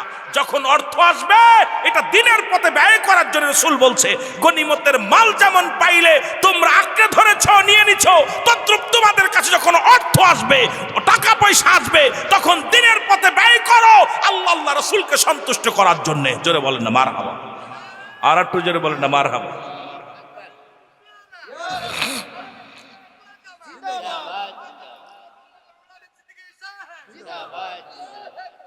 কথা কি বুঝতেছেন? এটার এক একটা নিয়ে বিস্তারিত আলোচনা করলে আমি 1-2 ঘন্টা কাটাই দিতে পারবো, কিন্তু আপনাদের আমি লস করাবো না। আমি সেই আশা করে আসি নাই, আমি আসছি অল্প সময়ের মধ্যে অনেক কথা বলার জন্য। এই জন্য আপনাদের কাছে অনুরোধ করি, সম্পদ এক সময় লক্ষ লক্ষ টাকা কামাইছেন, এমন একটা সময় আছে আপনার কাছে গুল কেনার টাকা নেই। কথা কয় না কেন? সবসময় আসে অর্থ কি সবসময় ধরা দেয়? আসবে না। যখন আসবে ছেলে মেয়ের জন্য গুছায়েন না, এটা আখিরাতের জন্য গুছান। ছেলে মেয়ে দুদিন রাখবেন না আমি তা বলে নাই, কিন্তু যতটুকু প্রয়োজন সেটুকু রাখেন। বাকিটুকু চিন্তা করবেন আমি সদকা দিব, আমি যাকাত দিব, আমি দান ধ্যান করব, আমি দ্বীনের পথে ব্যয় করব আল্লাহ আল্লাহ রাসূলকে পাওয়ার জন্য। জোরে বলেন না মারহাবা, আর একটু জোরে বলেন না মারহাবা। রাসূল বলছে গনিমতের মাল যেমন তোমাদের যেটা ধরবে, যেটা তোমার হয়ে যাবে, তদ্রূপ তোমার অর্থ তুমি দান করে যাবে। তোমার সম্পদ গুলো দিনের পথে যখন ব্যয় করে যাবে, এর একটা বেনিফিট তুমি পাবা। ওই সন্তান দিবে, ভাই দিবে, ছেলে দিবে, এই চিন্তায় থেকো না, কারণ তুমি আল্লাহর রাস্তায় তুমি দান করো। জোরে জোরে চিল্লায় বলো মারহাবা। 4 নাম্বার হলো রাসূল বলছেন তোমাদের পিতামাতা, পৃথিবীর মধ্যে যাদের আব্বা মা জীবিত আছে লক্ষ্য করে শুনবেন, যাদের আব্বা মা দুনিয়ার মধ্যে জিন্দা আছে, রাসূল বলছে পিতা মাতার নাফরমানি 3 শ্রেণী মানুষের দোয়া কবুল হয় না। তার ভিতরে 1 নাম্বার হলো পিতা মাতার নাফরমানি সন্তান, 2 নাম্বার হলো এতিমের মাল ভক্ষণকারী, 3 নাম্বার হলো হিংসুটে মানুষ। রাসূল বলছে তোমাদের পিতা মাতা যাদের জিন্দা আছে এত পরিমাণ ভালোবাসবা, এত পরিমাণ তাদের সম্মান করবা, এত পরিমাণ তাদের কাদর করবা, তোমার বাবা তোমার মা তোমার মাথার তাজ। কারণ নবীজি বলছে ও যুবক শুনে নাও, শুনে নাও, ওই পিতামাতার নাফরমানি সন্তান কখনো জান্নাতে যেতে পারবে না। এই সন্তানের প্রতি, প্রতিটা বাবা মার প্রতি সন্তান তার 14টা হক রয়েছে। 7টা হক হলো ইন্তেকালের পরে, আর 7টা হক হলো দুনিয়ার মধ্যে জীবিত থাকতে। 7টা হক হলো ইন্তেকালের পরে। যাদের আব্বা মা দুনিয়ার মধ্যে নাই হাতটা উঠায় দেখাও, কার কার আব্বা নাই, কার কার মা নাই? যাদের আব্বা মা কেউ নাই, আরে কেউ, অনেক মানুষের আব্বা মা নাই, এতিম হয়ে গেছে। আমার রাসূল বলছে তোমাদের পিতামাতা যখন পাবে তাদের এত ভালোবাসবে, এত খেদমত করবা, ওই খেদমতে রব্বে কারীম রাজি হয়ে যাবে। জোরে জোরে বলেন মারহাবা। ওরে আমি যদি যাই গো মারা, আমি যদি যাই গো মারা বিদেশের মাটিতে, লাশটায় আমার পৌঁছাই দিও মায়েরি কোলেতে, বলো লাশটায় আমার পৌঁছাই দিও। বাজান গজল গাইলে সময় নষ্ট হবে আপনাদের, দ্রুত খুব বেশি বেশি গাওয়া যাবে না, 2-1টা হয়তো মাঝে মাঝে গাইব, শুধু আপনাদেরকে ভালোবাসা দেওয়ার জন্য। বলেন আমি যদি যাই গো মারা, আমি যদি বিদেশের মাটিতে, লাশটায় আমার পৌঁছাই দিও মায়েরি কোলেতে, বলো লাশটায় আমার পৌঁছাই দিও। গ্রামবাসী রে একটা দাবি করি তোমাদের কাছে, আমার মহল্লাবাসী রে আমি দাবি করি তোমাদের কাছে, জন্মের পরে যে কোলেতে রাখছে আমার মা, সেই মারে না দেখাইয়া আমার দাফন দিও না, আমায় কবর দিও না। জন্মের পরে যে কোলেতে রাখছে আমার মা, সেই মারে না দেখাইয়া আমার কাফন দিও না, আমার দাফন দিও না। আমার মায়ের মুক্তি দেখলে পারে, মায়ের মুক্তি দেখলে পারে শান্তি পাবো কবরে। লাশটায় আমার পৌঁছাই দিও মায়েরই কোলেতে, বলো লাশটায় আমার, আরো জোরে বলেন, লাশটায় আমার পৌঁছাই দিও মায়েরই কোলেতে। ওরে আমি যদি যাই গো মারা, আমি যদি বিদেশের মাটিতে, লাশটায় আমার পৌঁছাই দিও মায়েরই কোলেতে, বলো লাশটায় আমার। এই জগতে মায়ের মতো নাই কেউ আপন,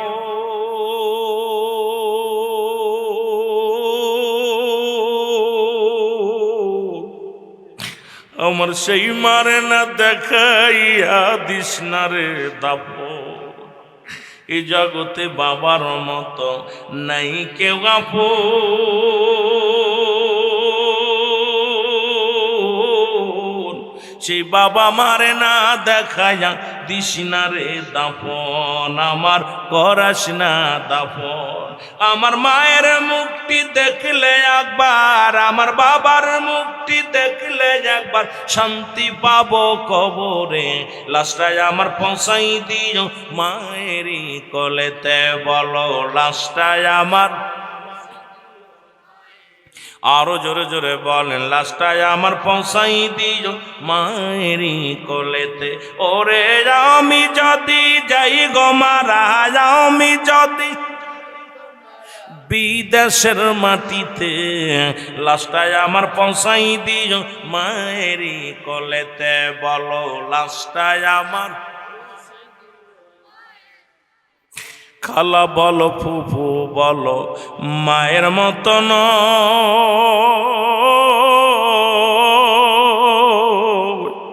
চাচা বলো খালু বলো বাবার মতো নয়, কেহ বাবার মতো নয়। ও মা থাকবে যতদিন ধরায় বেঁচে, কাঁদবে সন্তানের আশায়, হস্ত তুলে করবে দোয়া মাফ করো আল্লাহ, খায় খায় হস্ত তুলে করবে দোয়া মাফ করো আল্লাহ। ওরে আমি যদি যাই গো মারা, আমি যদি লাশটায় আমার পৌঁছাই দি। এ দুনিয়ার মুসলমান,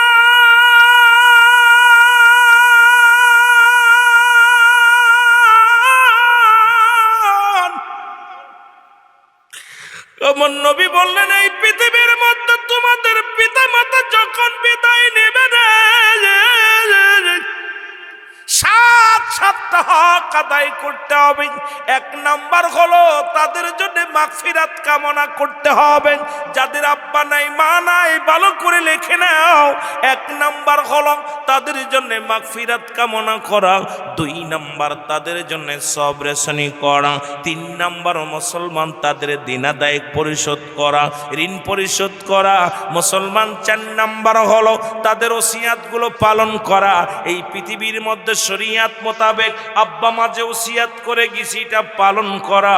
মুসলমান শুনে নাও, পাঁচ নাম্বার হলো আব্বা মার আত্মীয় স্বজনের সঙ্গে ভালো ব্যবহার করা। আজকে বাবার আত্মীয়, বাবার ভাই যারা আছে, আজকে অনেক বাতি যারা টাকার মালিক পাহাড় হয়ে গেছে, কিন্তু চাচার লগে ভালো সম্পর্ক নাই, খালার সঙ্গে সম্পর্ক নাই। রসুল বলছে তোর আব্বা মারে যদি কবরে শান্তিতে রাখতে হয় এই সাতটা হক আদায় করতে হবে। পাঁচ নাম্বার হলো তোমার ওই মুসলমান বাবা মার আত্মীয় স্বজনের সঙ্গে ভালো ব্যবহার করতে হবে, যোগাযোগ রাখতে হবে। ছয় নাম্বার হলো তোমার বাবা মার আত্মীয় স্বজনের সাহায্য সহযোগিতা করতে হবে। আজকে অনেক ভাইরা লন্ডনে গেছেন, আমেরিকা গেছেন, মালয়েশিয়া গেছেন। আরে মুসলমান কোটি কোটি টাকা কামাইতেছো, বড় ব্যবসা করো, নিজের চাচা ভ্যান চালক, রিক্সা চালক, এই রমজান মাসে একটা খেজুর কেনার টাকা নাই। এই রমজান মাসে মুসলমান বাসায় একটু ভালো ইফতার করার সুযোগ নাই। চাচার চোখের পানি পড়ে, চাচির চোখের পানি পড়ে, মায়ের আত্মের চোখের পানি পড়ে। তোর মতো ধনীর কপালে ছাতার বাড়ি যুবক, শুনে না আমার রাসূল বলছে তোমার পিতা মাতার আত্মীয়স্বজনের সাহায্য সহযোগিতা করতে আজকে আমরা ধনী হয়ে গেছি, কিন্তু আত্মীয়স্বজনের ধার ধারি না। মার আত্মীয়রে চিনি না, বাবার আত্মীয়রে চিনি না, মার বোন খালারেও চিনি না, খালাতো ভাই বোনটাও চিনি না। ও মুসলমান, পরিচয় দেওয়া লাগে। তোর আব্বা মা তো কবরে শুয়ে আছে, কি জবাব দিবি আল্লাহর দরবারে? এই জন্য রাসূল বলছে 6 নাম্বার হলো তোমার বাবা মার আত্মীয় স্বজনের সাহায্য সহযোগিতা করা। 7 নাম্বার হলো তোমার আব্বা মার কবরটা বেশি বেশি করে সময় করে জিয়ারত করা। জোরে জোরে চিল্লায়া বলা যাবে না মারহাবা। এখন আমি আপনাদেরকে জিজ্ঞাই, কে কে ফজরের নামাজ পড়ে আব্বা মার জিয়ারতটা করছেন?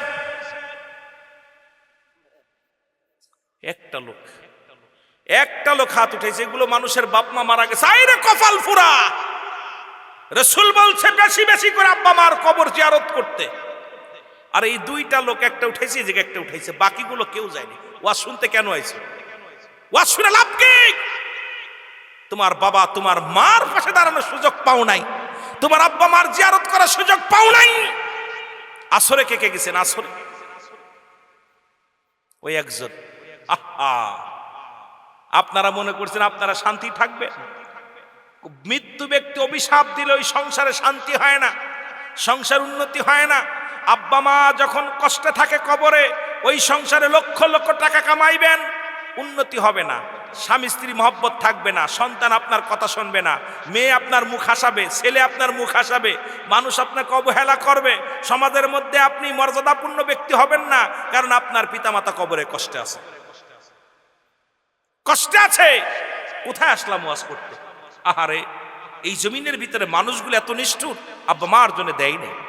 সবাই কবরে বসে বসে সারাদিন বড় অপেক্ষা আছে, আমার ছেলে, আমার মেয়ে, আমার প্রতিবেশী, আমাকে ভুলে যেও না। এই 7টা হক আপনারা আদায় করতে পারেন। এই 7টা হক, ইন্তেকালের পরে হলো 7টা হক। সর্বশেষ হকটা হলো আব্বা মার কবরটা রাসূল বলছে বেশি বেশি করে জিয়ারত করতে। জোরে বলেন না মারহাবা। সময় ফেলে নামাজ, ওয়াজ শেষ করে কবরের পাশে দাঁড়াবেন। ওয়াজ শেষ করার পর বাড়িতে যাওয়ার আগে আব্বা মার কবরের পাশে ওযু করে দাঁড়ায়া আস্তাগফিরুল্লাহ 7 বার পড়বেন, সূরা ফাতিহা 3 বার পড়বেন, সূরা ইখলাস 10 বার পড়বেন, দুরূদ শরীফ 11 বার 11 বার পড়িয়া বা 3-4 বার পড়ে আল্লাহর দরবারে হাত উঠায় রব্বিরহামহুমা কামা রব্বায়ানি সগীরা। পারবেন না? যদি না পারেন, আল্লাহ আমার আব্বা শুয়ে আছে মাফ করে দাও, আল্লাহ আমার মা শুয়ে আছে মাফ করে দাও। এটা পারবেন নি? কথা বলেন, পারবেন? আপনি ওই দোয়া না পারেন, কিছু বলবেন, আল্লাহ আমার আব্বা মা আমার মানুষ করতে দুনিয়ায় আনার জন্য অনেক ভূমিকা পালন করেছিল, কত কষ্ট করছে আমার জন্য, আল্লাহ আমার আব্বা শুয়ে আছে, মা শুয়ে আছে, আল্লাহ তুমি মাফ করে দাও। এটাও কি করতে পারবেন না? যা পারবেন তাই বলবেন। এই 14টা হকের মধ্যে আর 7টা হক আছে জীবিত থাকতে। এটা একটু পরে কই, আস্তে আস্তে আলোচনার মধ্যে যাই। এমন আলোচনা শুরু করলাম যে আলোচনা শুরু করছি, এইটারে নিয়ে বিস্তারিত করতে গেলে 4-5 ঘন্টা দরকার। যত তাড়াতাড়ি পারি আলোচনা, যেহেতু সংক্ষিপ্ত আকারে যতটুকু পারি। আল্লাহ কবুল করুক। সকল বলুন আমিন।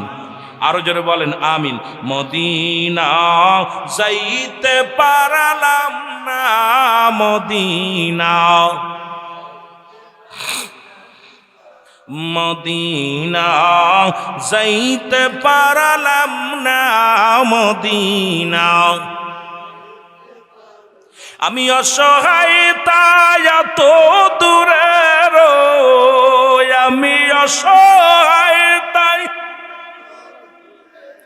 দূর থেকে সালাম জানাই। বলো দূর থেকে নাই, মদিনা যাইতে পারলাম না, মদিনা। এ দুনিয়ার মুসলমান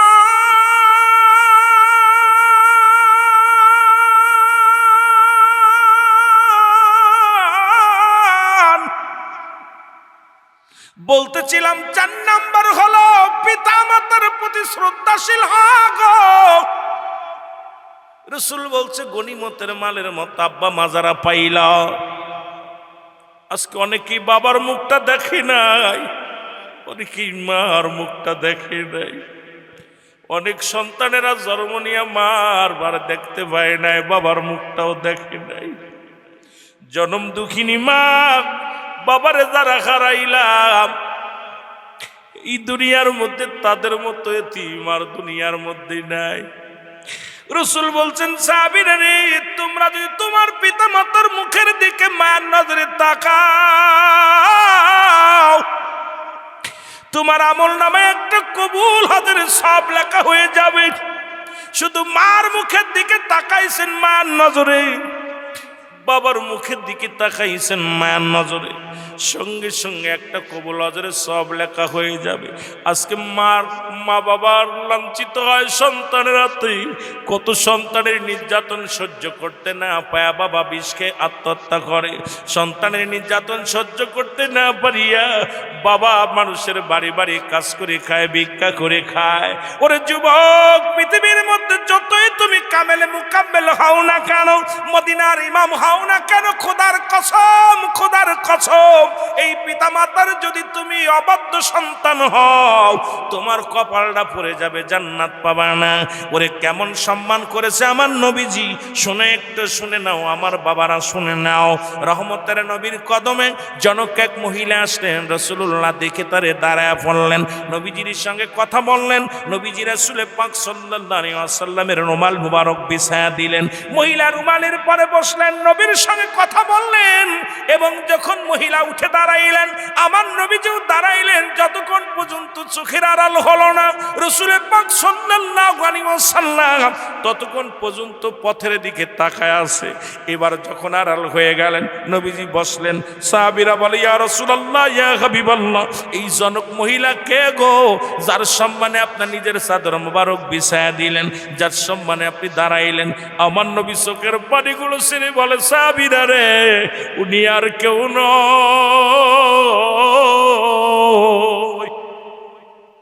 উনি আমার দুধমা হালিমাতুস সাদিয়া। একজন দুধমাকে কেমনে সম্মান করতে হয় রাসূল সেটা শিখা গেছে রে। এমনি নবীজি বলে নাই, হায়াতি খায়রুল লাকুম, আমার হায়াতের জিন্দেগিটা আমার উম্মতের জন্য কল্যাণ শুরু। এই পৃথিবীর মধ্যে রাসূল আর উম্মতের মঙ্গলের জন্য, কল্যাণের জন্য। রাসূল বলে, উম্মতিরা রে, আমি নবী দুনিয়ার মধ্যে আগমন করলাম উম্মতের কল্যাণের জন্য, উম্মতের মঙ্গলের জন্য। আমার নবীকে আবার দুনিয়া থেকে বিদায় নিলাম, ও ফাতি খায়রুল লাকুম, ও মায়াতি খায়রুল লাকুম। নবী কা উম্মতিরা রে, আমি নবী দুনিয়া থেকে বিদায় নিলাম, এটা আমার উম্মতের জন্য কল্যাণ স্বরূপ। সুতরাং যে নবীর মহব্বত, যে নবী শিক্ষা দিলেন, আজকে সেই পিতা মাতার প্রতি রাসূল বলছে গনিমতের মালের মতো। সবার কপালে মা আসে না, সবার কপালে বাবা জোটে না, চিরদিন বেঁচে থাকে না। যখন তোদের আব্বা মা পাবি, এমন ভাবে খেদমত করবি রে। এই জন্য রাসূল বলছে, দুনিয়ার মধ্যে জীবিত থাকতে 14টা হকের মধ্যে 7টা হক। 1 নম্বরে হলো তাদেরকে মুসলমান, তাদেরকে সম্মান করতে হবে। 1 নম্বরে হলো তাদেরকে এমন সম্মান করতে হবে, কিসের রাজা, কিসের মন্ত্রী, কিসের এমপি, কিসের পীর সাহেব, কিসের মৌলভী সাহেব। কারণ পৃথিবীর মধ্যে আমার বাবা আমার কলিজার টুকরা, আমার মা আমার কলিজার টুকরা, আমার মা আমার মাথার তাজ, আমার বাবা আমার মাথার তাজ। রাসূল বলছে 1 নম্বরে তাদেরকে মর্যাদার আসনে, 1 নম্বর তাদের শ্রদ্ধা করতে হবে, তাদের মর্যাদার আসনে বসাইতে হবে, তাদের সাথে কোনো তুলনা হবে না। 1 নম্বর তাদেরকে মর্যাদা দিতে হবে রে মুসলমান। 2 নম্বর তাদের মনে প্রাণে ভালোবাসতে হবে। ওই লিপসন ভালোবাসলে চলবে না। এ যুবক, আমি আজকে এইগুলো যদি এই 14টা হকের উপর আলোচনা করি, রাত কেটে যাবে, আলোচনা শেষ হবে না। 2 নম্বর হলো মুসলমান, তাদেরকে মনে প্রাণে ভালোবাসতে হবে। 3 নম্বর হলো মুসলমান, শুনে নাও, শুনে নাও, তাদেরকে সুখে শান্তিতে রাখতে হবে। আর করার মতো ক্ষমতা কারণ নাই যে আপনাদের ভালোবাসা, আপনাদের প্রেম আমাকে যত দূর থেকে আনুক না কেন, আপনাদের ভিতরে আসলে, যদিও কষ্ট করে এসেছে, রাস্তাঘাটের কথা বলবো না, যেহেতু আপনারা সারা জীবন এই চলাফেরা করেন এই রাস্তা দিয়ে, আমি একদিন আসলে আমার কষ্ট নয়, কারণ আপনারা প্রতিনিয়ত আসা যাওয়া করেন। সুতরাং আপনাদের যদি কষ্ট না হয়, আমার কষ্ট হয় নাই। সুতরাং আগামীতে যারা আসছে, আল্লাহ যেন তাদের মাথায় একটু সুবুদ্ধি হয়, যে এলাকার মানুষের জন্য একটু ব্যবস্থাটা, যোগাযোগ ব্যবস্থা ভালো করে দেয়। জোরে বলুন আমিন। তাছাড়া তার কিছু করার নাই। জোরে বলেন ঠিক কিনা? এই জন্য তাদের জন্য দোয়া করি, আল্লাহ তাদেরকেও ভালো ভালোর মতো তারা পার্লামেন্টে যাওয়ার পর এই এলাকার যেহেতু 40,000 মানুষ ভোটার, এখানে প্রায় 40,000 ভোটার, সুতরাং তাদের জন্য রাস্তা জরুরত, এর মধ্যে কোনো সন্দেহ নাই। তবুও আমার ভাইদের কোনো আফসোস নাই, কোনো দুঃখ নাই।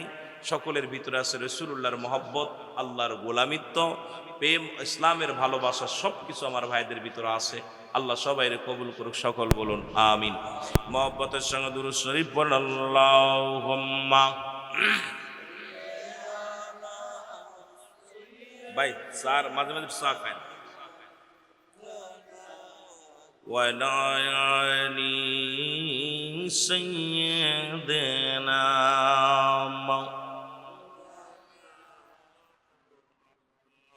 এ দুনিয়ার মুসলমান,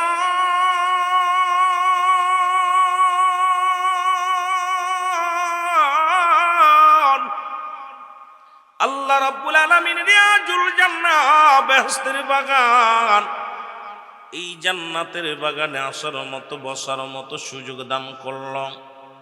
এ সময় কত মানুষ জেলখানায়, কত মানুষ হাসপাতালে, কত মানুষ মৃত্যু শয্যায় সজ্জিত।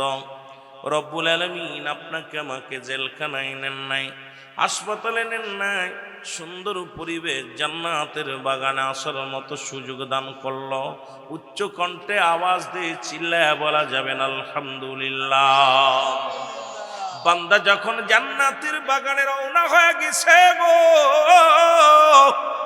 ওই বান্দার জীবনের প্রতিটা কদমে কদমে আমার আল্লাহ রাব্বুল আলামিন সগীরা গুনাহগুলো মাফ করে দিছে।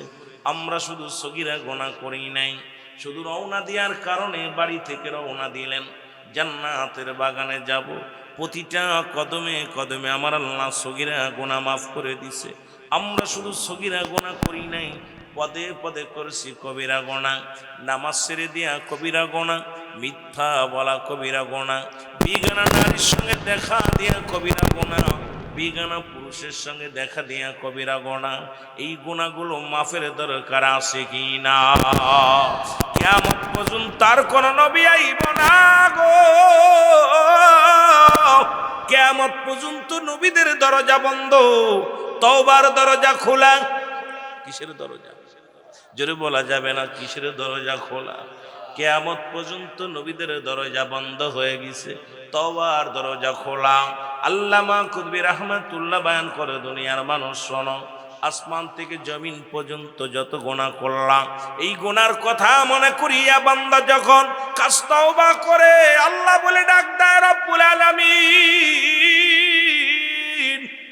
ও আমার আল্লাহ, জীবনের শেষ মোনাজাত মনে করে রব্বি কারিমের দরবারে প্রার্থনা করে, ফরিয়াদ করে, আল্লাহ বলে ডাক দেয়, আমার আল্লাহ রাব্বুল আলামিন বান্দার জীবনের সব গুনাহ মাফ করে দেয়। জোরে বলেন মারহাবা। যেহেতু মানুষের আসার একটা সিরিয়াল আছে, যার কোনো সিরিয়াল নাই। দেখা যায় দাদা জিন্দা, নাতি দুনিয়ার মধ্যে নাই, বাবা জিন্দা, সন্তান দুনিয়ার মধ্যে নাই। গত বছর এসেছিলাম, এই বছর এসে হয়তো সবাই রে পাবো না। অনেকেই বাবা হারিয়ে ফেলেছে, অনেকেই মাকে হারিয়ে ফেলেছে, অনেক ভাই ভাইকে হারিয়ে ফেলেছে। আইরে জীবন কখন যেন মালাকুল মউত চলে আসে। মানুষের মৃত্যু হয় দুইটা টাইম, একটা হলো রাত, আর একটা হলো দিন। দিন শুরু করেছি, মৃত্যুবরণ করি নাই। রাত শুরু করেছি, এখনো মৃত্যুবরণ করি নাই। আগামীকাল সূর্যোদয় হবে আপনার আমার জীবনে, কেউ বলতে পারি না। জোরে বলেন পারেন কি পারেন না? আগামীকাল সকাল পর্যন্ত আপনারা বেঁচে থাকবেন, কেউ বলতে পারি না। সেহেতু বেশি বেশি তওবা করবেন, আল্লাহ যেন আমাদের মাফ করে দেয়। আমি আগে শুরুতেই আপনাদের কাছে অনুরোধ করব, যে যেখানে আছেন পর্দার আড়ালে যে সমস্ত মা বোনেরা আছেন, সবাই একটু খাস তওবা করেন। আস্তাগফিরুল্লাহ রব্বি মিন কুল্লি যামবি ওয়া আতুবু ইলাইহি।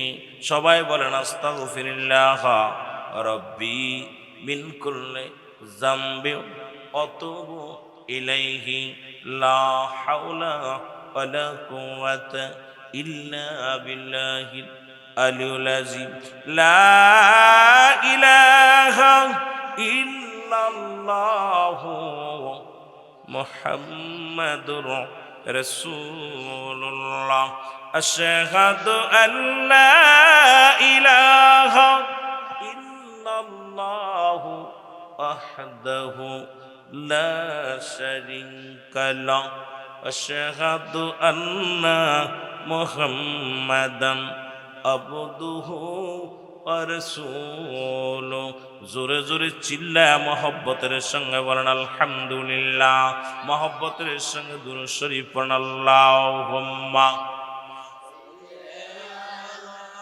জোরে জোরে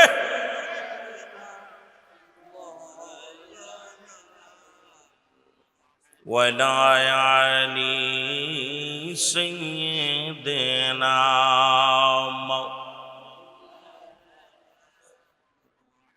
এ দুনিয়ার মুসলমান গভীর মনোযোগ আমি আপনাদেরকে বইলা যাই গো এই যে তওবা করলেন তওবাকারীকে আল্লাহ ভালোবাসে তওবাকারীকে আল্লাহ পছন্দ করে যদি আজকের তওবা কবুল হয়ে যায় রাতের মধ্যে যদি মরণ হয় আপনার জীবনটা বড় ধন্য দিনের মধ্যে যদি মরণ হয় আপনার জীবনটা ধন্য কারণ আগামী বছর আমরা মাহফিলে বসতে পারবো কেউ বলতে পারি না কারণ মালাকুল মউত থেকে বাঁচার মতো কোনো উপায় নাই পৃথিবীর মধ্যে কত রোগের ওষুধ পাইলাম রে দুনিয়ার মধ্যে হাজার রোগের ওষুধ পাই না ওই মরণ রোগের কোনো ওষুধ পাইলাম না সুতরাং মরণ থেকে বাঁচার কোনো উপায় নাই জোরে বলেন ঠিক কিনা মদিনা যাইতে পারলাম না মদিনা দেখতে পারলাম না মদিনা যাইতে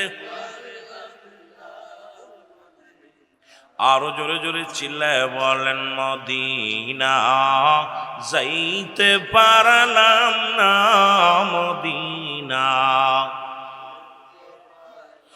আমি অসহায় তাই এত দূরে রই আমি অসহায় তাই এত দূরে রই দূর থেকে সালাম জানায় বলো দূর থেকে জানায় মদিনা যাইতে পারলাম না মদিনা আরো জোরে জোরে চিল্লায় বলেন মদিনা যাইতে পারলাম না মদিনা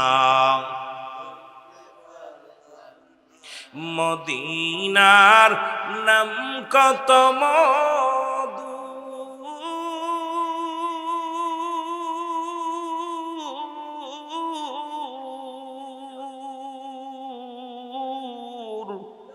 মদিনা আর যে কত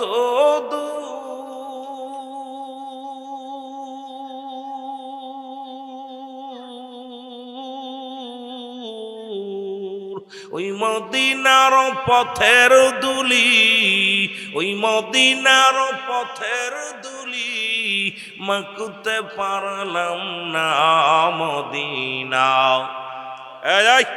কম থেকে উঠে ভাই না দেখতে পারলাম না মদিনা যাইতে মদিনা যাইতে পারলাম না আমি অসহায় তাই এত দূরে রই বলো অসহায় তাই দূর থেকে সালাম জানাই বলো দূর থেকে জানাই মদিনা যাইতে পারলাম না মদিনা মদিনার নাম কত সুন্দর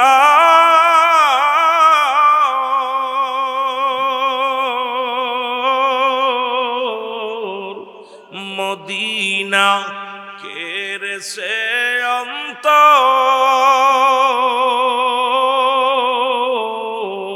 এই গরিব দুঃখীর সালাম খানি, গরিব দুঃখীর মাইকে গলাটা নে পৌঁছাই দিও মদিনায়, বলো পৌঁছাই দি। মহব্বতে বলেন না মদিনা যাইতে পারলাম।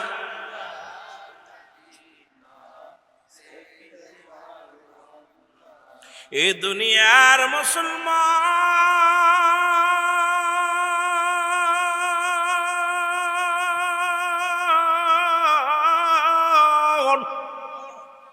কয়েকটা কথা বলে আমি আলোচনা শুরু করব গো।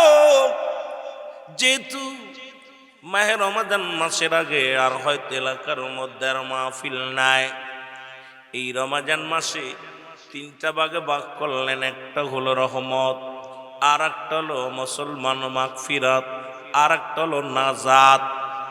রহমত, মাগফিরাত, নাজাত, এই তিনটা ভাগে ভাগ করলেন। রাসূল বলছে মানুষের এই রমাজান মাস আসার আগেই ও মুসলমান, এই মানুষের জীবন দশায় 50 বছর 60 বছরের জিন্দেগির মধ্যে গনিমতের মালের সঙ্গে 5টা জিনিস অবকাশ্য আপনার আমার ধরে রাখার জন্যে। 5টা নিয়ামত, এই 5টা নিয়ামত ছাড়া যাবে না। যেমন গনিমতের মাল পাইলে, যেমন সাহাবীরা যুদ্ধের ময়দানে যখন পরাজয় করলেন বাতিলদের, গনিমতের মাল যখন রসুল নিতে বললেন, যে যেটা পারলেন তদ্রূপ তখন সেটা ধরে নিলেন। তদ্রূপ এই পৃথিবীর মধ্যে আপনার জীবন দশায় এই 50 বছর 60 বছরের জিন্দেগির মধ্যে 5টা অবকাশ্য আপনার জন্য জরুরাত। এই 5টা জিনিস অবশ্যই আপনাকে পালন করতে হবে যদি আল্লাহর জান্নাতে যেতে চান, যদি শান্তিতে থাকতে চান।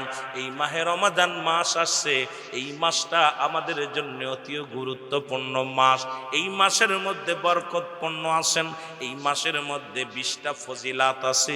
সেই ফজিলাতগুলো আমাদের জানার